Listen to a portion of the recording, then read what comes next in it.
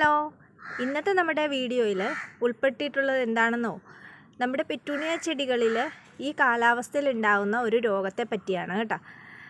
അപ്പോൾ നിങ്ങൾക്ക് കുറേ പേർക്കൊക്കെ അത് ഉണ്ടായിട്ടുണ്ടാവാം നിങ്ങളുടെ പ്ലാന്റ്സുകൾക്ക്. എന്നാലും അതെങ്ങനെയാണ് വന്നു കഴിഞ്ഞാൽ നമ്മൾ ട്രീറ്റ് ചെയ്യണേ എന്നുള്ളതാണ് ഇന്നത്തെ വീഡിയോയിൽ കാണിക്കുന്നത്. അപ്പോൾ നമുക്ക് വീഡിയോയിലേക്ക് പോവാം. പറഞ്ഞ രോഗം വന്ന ചെടി ഇതാണ്. ഇത് കടചീയലാണ് ഇതിൻ്റെ രോഗം. പല പെറ്റൂണിയകൾക്കും ഈ ഒരു സമയത്ത് കണ്ടുവരുന്ന ഒരു രോഗമാണ് കടചീയൽ. ഇതിന് കാരണം ഓവറായിട്ടുള്ള വെള്ളം നമ്മുടെ പോട്ടിങ്ങിൽ നിൽക്കുന്നത് കൊണ്ടാണ്. ഇപ്പോൾ തണുപ്പുള്ള സമയമായതിനാൽ പെട്ടെന്ന് ചില സമയങ്ങളിൽ നമ്മുടെ പോട്ടിൽ നിന്നും ഒഴിക്കുന്ന വെള്ളം വാർന്നു പോവാതിരിക്കുകയും അത് ചൂടും എല്ലാം കൊണ്ടും അത് അങ്ങനെ നിന്ന് ചെടികൾക്ക് കടചീയൽ എന്ന ഒരു അസുഖം ഉണ്ടാക്കുകയും ചെയ്യും. ഇതിൻ്റെ പ്രത്യേകത എന്താണെന്ന് വെച്ചാൽ വേരിൻ്റെ ഭാഗത്തോ അല്ലെങ്കിൽ ഈ മേൽഭാഗത്തേക്കോ ഒരു പ്രശ്നം ഉണ്ടാകത്തില്ല. ചെടിയുടെ കടഭാഗത്ത്, അതായത് ഈ ഒരു നമ്മുടെ വേര് കഴിഞ്ഞിട്ട് വരുന്ന ഭാഗത്ത്, തണ്ടിൻ്റെയും വേരിൻ്റെയും സെൻറ്റർ ഭാഗത്തായിട്ടാണ് ഇത് വരുന്നത്. ഇത് നമ്മൾ ശ്രദ്ധിക്കാതിരുന്നിട്ടുണ്ടെങ്കിൽ ചെടികൾ പെട്ടെന്ന് തന്നെ അഴുകിപ്പോവും. ഈ താഴേന്ന് ഇനിയിപ്പം അടുത്ത ലീഫിലേക്ക് വരും, അടുത്ത ലീഫിലേക്ക് വരും. അങ്ങനെ ലീഫുകളെല്ലാം ഉണങ്ങി ചെടികൾ നശിച്ചു പോവുകയാണ് ഉണ്ടാകുന്നത്. അപ്പം ഇത് കണ്ടുപിടിച്ചിട്ടുണ്ടെങ്കിൽ അപ്പം തന്നെ നമുക്ക് ചെടികളെ സംരക്ഷിക്കാൻ പറ്റും. ഇതിപ്പോൾ ഇന്ന് രാവിലെ ഞാൻ കണ്ടതാണ്. അപ്പം തന്നെ നമ്മൾ മണ്ണിൽ നിന്നും മാറ്റിയെടുത്തു. അതിനുശേഷം നല്ല വെള്ളത്തിൽ ചെടി ഒന്ന് കഴുകിയെടുത്തു. പിന്നീട് നമ്മൾ സാഫ് ലായനിയിൽ ഇത് രാവിലെ തൊട്ട് വൈകുന്നേരം വരെ മുക്കി വെച്ചിരിക്കുകയാണ്. ഇനി നമുക്കിത് പൊട്ടി മിക്സിലേക്ക് നട്ടു കൊടുക്കാം. നടുന്നതിന് മുമ്പ് ഈ അസുഖം വന്ന ഭാഗത്ത് സാഫിൻ്റെ പേസ്റ്റ്, അതായത് സാഫിൻ്റെ പൊടി നമ്മൾ കുറച്ച് വെള്ളത്തിൽ ഒന്ന് ലയിപ്പിച്ചെടുത്തിട്ട് പേസ്റ്റ് പോലെ നമ്മൾ ഇതിനകത്തൊന്ന് പുരട്ടി കൊടുക്കുക. സാഫ് നന്നായിട്ട് ഇതിലേക്ക് പുരട്ടി കൊടുത്തിട്ടുണ്ട്. ഒരേപോലെ നിന്ന 2 ചട്ടിയിൽ നിന്ന പ്ലാന്റുകളാണിത്. രണ്ടിനും ഈ അസുഖം വന്നിട്ടുണ്ട്. അപ്പം രണ്ടിനെ നമ്മൾ അതിനകത്തുനിന്ന് മാറ്റിയെടുത്ത് ഞാൻ പറഞ്ഞ രീതിക്ക് കഴുകി വൃത്തിയാക്കി സാഫിൻ്റെ വെള്ളത്തിൽ മുക്കി വെച്ച് ഇപ്പം നമ്മൾ സാഫ് പുരട്ടി കൊടുത്തിട്ടുണ്ട്.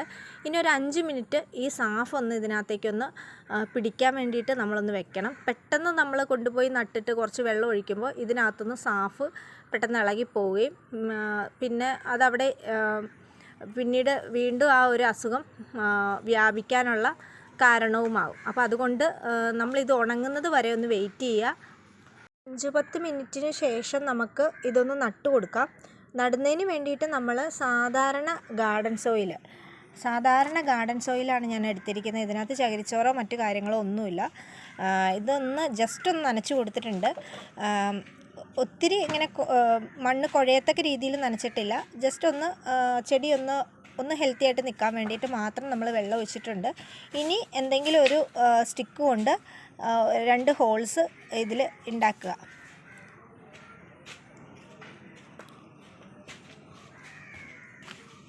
അതിനുശേഷം പതുക്കെ ഈ ഹോൾസിലേക്ക് നമ്മൾ ചെടികളൊന്ന് ഇറക്കി വെച്ച് കൊടുക്കുക. ഈ 2 ചെടികളും നമുക്ക് ഇതിലേക്ക് ഇങ്ങനെ ഇറക്കി വെച്ച് കൊടുക്കാം.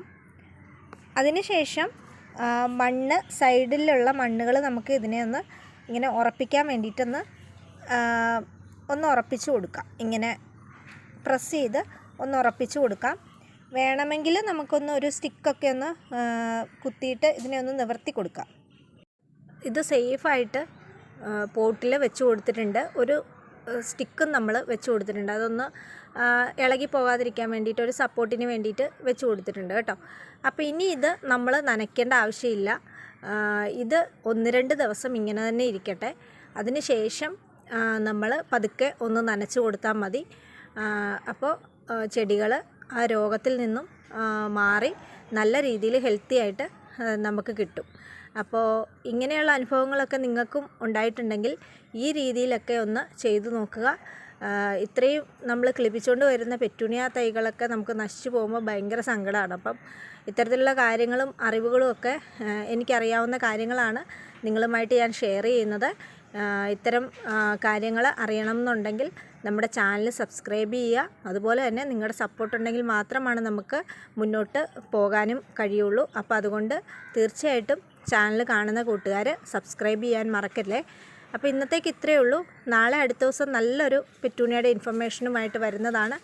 അതുവരേക്കും ബായ്.